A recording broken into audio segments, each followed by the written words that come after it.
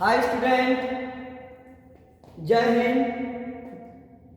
आज का जो सेशन लेकर आया है, याद रखिएगा मेरे लाडलो, आपके लिए मैं स्पेशल सामान्य ज्ञान का कुछ सवाल लेकर आया है और याद रखिएगा उसी पे अभी हम चर्चा करने वाले हैं। जी, आपका एग्जाम बहुत ही ज़्यादा क्या है मेरे रसगुल्लो, करीब है। एसएससी जीडी का उन्हीं से रिलेटेड कुछ सवाल लेकर आया है। जी, ये सवाल जो है बहुत ही ज़्यादा महत्वपूर्ण और इम्पोर्टेंट है। जी, तो अब चर्चा करते हैं सवाल पे कि 1969 में कितने बैंकों का राष्ट्रीयकरण किया गया था। जी, ये इकोनॉमिक्स का सवाल है और याद रखिएगा मेरे लाडलो कि 1969 में कितने बैंकों का राष्ट्रीयकरण किया गया था। तो स्क्रीन पे आंसर लिखा हुआ है, याद रखिए मेरे लाडलो 14। इससे और एक सवाल पूछ सकता है कि 1980 मतलब 1980 में, कितना बोले 1980 में, याद रखिएगा मेरे लाडलो कि कितने बैंकों का राष्ट्रीयकरण किया गया था। 1980 में याद रखिएगा मेरे लाडलो 6 बैंकों का राष्ट्रीयकरण किया गया था। 1980 की बात की जाए तो कितने बैंकों का राष्ट्रीयकरण किया गया था? 6। जी, और 1969 में कितना? 14 बैंकों का राष्ट्रीयकरण किया गया था। पृथ्वीराज रसो, जी याद रखिएगा, ये पृथ्वीराज चौहान की संबंधित पुस्तक है जिसकी रचना कौन की है? बहुत इंपॉर्टेंट सवाल है, पुस्तक से कोई भी पुस्तक दे देगा, बहुत इंपॉर्टेंट है। जैसे चंद बरदाई ने इसकी रचना की, कौन किसकी? तो पृथ्वीराज रसो पुस्तक की, पृथ्वीराज रसो पुस्तक की रचना किसने की है? चंद बरदाई ने। जी, मानवों में कार्य का ग्राही का पता लगाते हैं। तो याद रखिएगा मानवों में कार्य ग्राही का पता स्पर्श के द्वारा लगाते हैं। किसके द्वारा? स्पर्श के द्वारा लगाते हैं। दूरी और समय आलेख का क्या ढाल प्रदर्शित करता है? क्या बताएं मेरे रसगुल्लो कि दूरी और समय आलेख का ढाल किसको प्रदर्शित करता है? तो चाल को प्रदर्शित करता है, जिसको स्पीड बोलते हैं। क्या बोलते हैं मेरे रसगुल्लो? स्पीड बोलते हैं।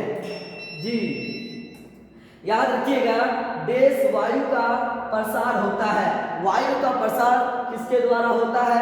ये किस कारण से होता है? तो याद रखिएगा मेरे लाडलो, गर्म करने पर वायु का प्रसार होता है। किसका प्रसार होता है? वायु का प्रसार होता है।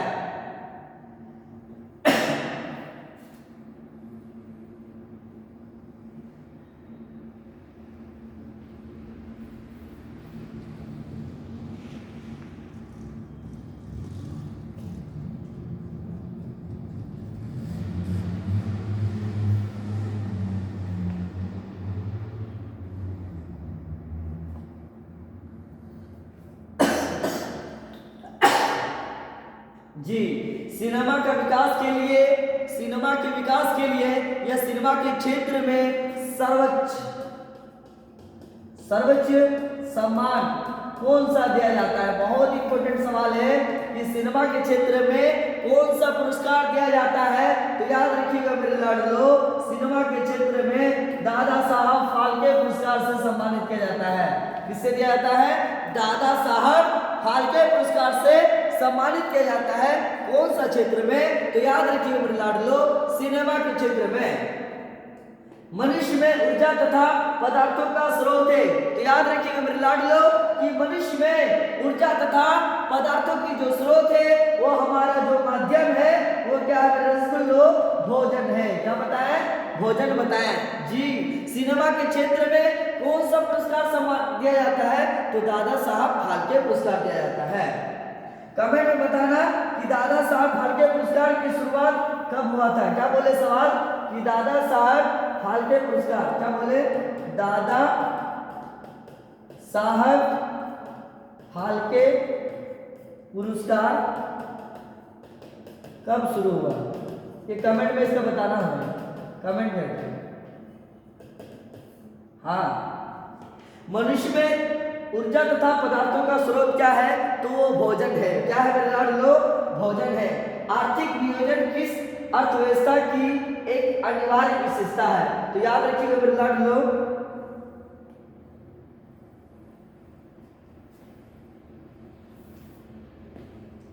आर्थिक आर्थिक नियोजन, याद रखिएगा, आर्थिक नियोजन किस अर्थव्यवस्था की एक अनिवार्य विशेषता है? तो समाजवादी अर्थव्यवस्था। कैसा व्यवस्था होता है? समाजवादी अर्थव्यवस्था। जी, सितारा देवी की बहुत इंपॉर्टेंट है।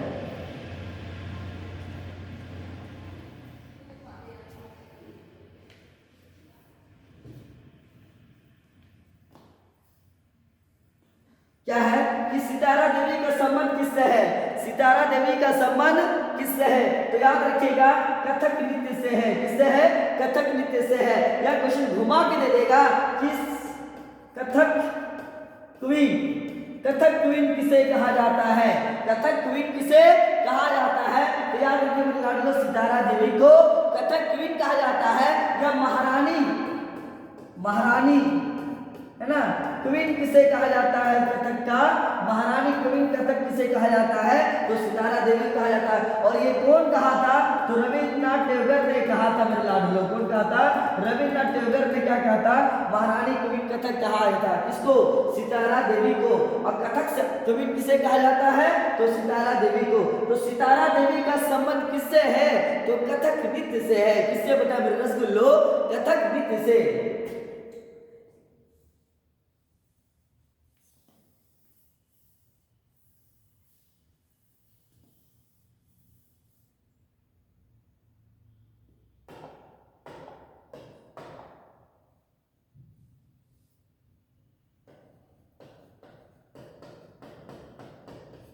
हैंडसांग भारत आया था, बहुत इंपॉर्टेंट सवाल है। हैंडसांग कहाँ के यात्री थे? याद रखिए मेरे लाडलो, ये चीनी यात्री थे। कहाँ के यात्री थे? चीनी यात्री थे। कौन? हैंडसांग किस देश के यात्री थे? चीनी यात्री थे। और भारत जब आया था उस समय तो भारत का जो शासन थे उसका नाम था हर्षवर्धन के शासनकाल में आया था। हैंडसांग किसके शासनकाल में आया था? भारत, तो हर्षवर्धन के शासनकाल में आया था। और हैंडसांग की जो प्रसिद्ध पुस्तक है सुयुकी, हैंडसांग की प्रसिद्ध पुस्तक क्या है? सुयुकी। याद रखिए मेरे लाडलो, हैंडसांग की प्रसिद्ध पुस्तक क्या है? सुयुकी। और उसी प्रसिद्ध पुस्तक में भारत की बारे में भारत का वर्णन और भारत का उल्लेख किया है। और हैंडसांग भारत में हर्षवर्धन के शासनकाल में आया था। एक सवाल है, संविधान सभा के अस्थायी अध्यक्ष कौन थे? बहुत इंपॉर्टेंट सवाल है मेरे लाडलो कि संविधान सभा के अस्थायी अध्यक्ष कौन है? डॉक्टर सच्चिदानंद सिन्हा। कौन है? डॉक्टर सच्चिदानंद सिन्हा। एक करंट अफेयर्स का सवाल है कि हाल ही में 64वें राष्ट्रीय फिल्म पुरस्कार, क्या बोले? हाल ही में 64वें राष्ट्रीय फिल्म पुरस्कार जीता है। कौन जीता है? अक्षय कुमार जीता है। कौन जीता है मेरे लाडलो? अक्षय कुमार जीता है। ऑक्सीजन अणु गैस होता है, तो ऑक्सीजन जो अणु होता है ना वो द्विपरमाणुक होता है। क्या होता है? द्विपरमाणुक होता है।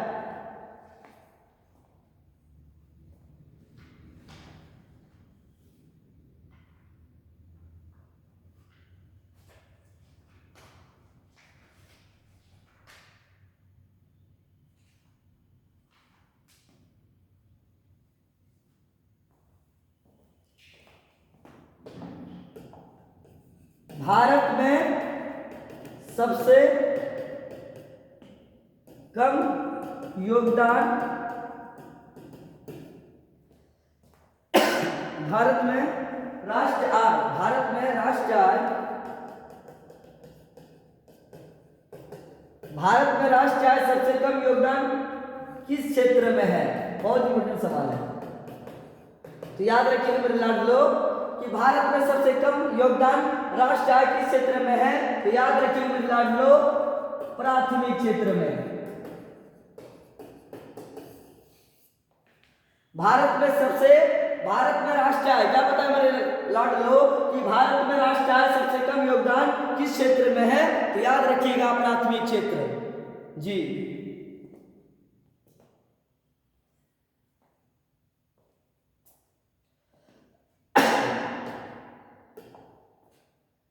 हमारे ऑफलाइन बैच अभी स्टार्ट हो रहा है। स्पेशल जो क्रैश कोर्स चल रहा है या स्पेशल जो क्लास चल रही है, एसएससी जीडी का, जेपीएससी का स्पेशल बैच शुरू हो रहा है।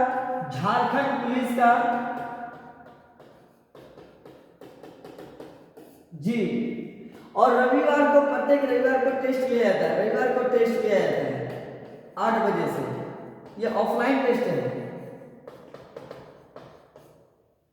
यदि आप हमारे चैनल में नए हैं तो चैनल को जरूर सब्सक्राइब करें, वीडियो पसंद है तो वीडियो को लाइक करना ना भूलें, अपने दोस्तों में जरूर शेयर करें। जय हिंद, थैंक यू।